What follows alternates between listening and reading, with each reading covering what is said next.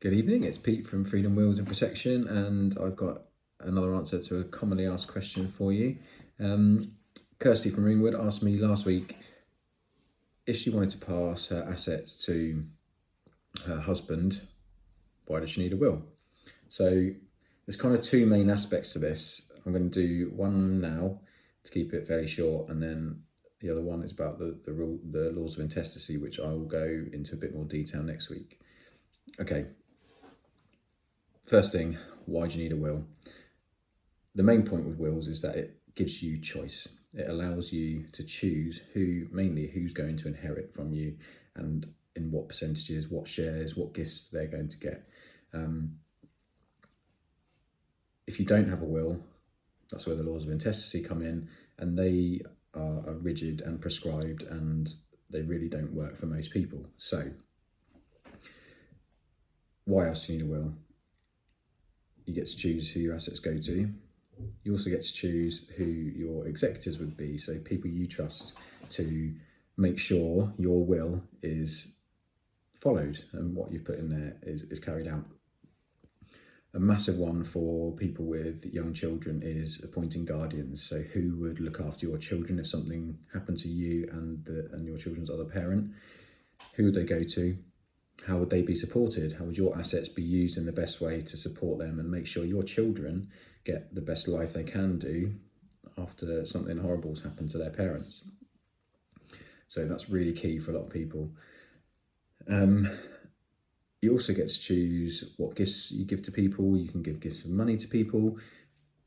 What your funeral wishes, some people like to have those included in their will. A big one for a lot of people is their pets. What would happen to their pets? Who would look after them after they've gone? Key, and as I say, the cat comes in the cat flap. Good timing. So another thing that people don't often think about is, okay, yeah, we want everything to go to each other. We want then to maybe the children if we've got children. But what happens after that? So we talk about a disaster clause, that horrible thing where some terrible tragedies happened.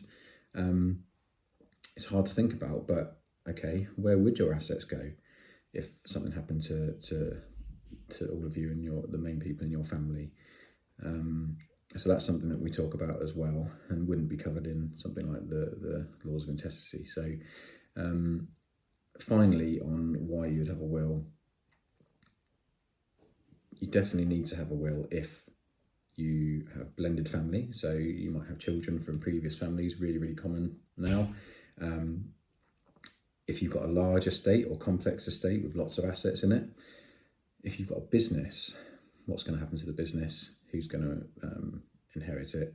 You've got employees, customers, all those things to think about. So hopefully I've cleared up a few reasons there why a will is important to you and to get in place. Please do send me any messages, ask any questions. I'm happy to chat through if anyone has anything they want to know in more detail. As I said, I will go into what happens if you don't have a will and you die. I'll go into that in another video. That's for another day. So thank you for watching. If you've got any questions, let me know. Hope to hear from some of you.